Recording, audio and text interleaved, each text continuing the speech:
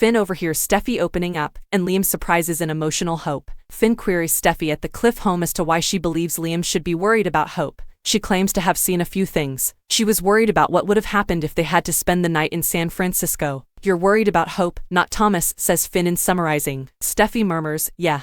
Hope slips her jacket on and thanks Thomas for the massage as they board the aircraft. She is agitated and spills her water. Everything's going to be all right, he promises her. Liam prepares a romantic atmosphere at the cabin for Hope's arrival by lighting candles and placing a cheese and wine plate there. Steffy tells Finn she will keep his identity a secret at the Cliff home before admitting, I walked in on something. Thomas and Hope. It was a private time with touching and eye contact. Finn queries whether Thomas approached Hope and touched her. According to Steffy, it was the other way around. Finn is perplexed. He dispenses more wine and queries specifically about what she saw. We aren't discussing something wholly inappropriate, are we? Although they were completely clothed, according to Steffy, it was still wrong. She emphasizes that she wasn't listening in on the conversation. Rather, she overheard Hope telling Thomas how in sync they were as she was returning to the office. He believes Thomas might have benefited from a pep talk, but Steffy is adamant it was more than that. She was longingly looking. Despite his wife's assurances, Finn is not buying it when she says, I know when a woman wants a man, Finn. After confronting Hope, Finn finds out. There is no way she will allow her mess things up for her brother when he is doing so well. On the jet, Thomas tells Hope he knows how devoted she is to her husband and family. You're not your mother. You're going to be with Liam for the rest of your life. At Forrester, Thomas and Carter discuss the trip to San Francisco. Carter alarms Thomas when he says he heard about the little drama that happened after the meeting between him and Hope.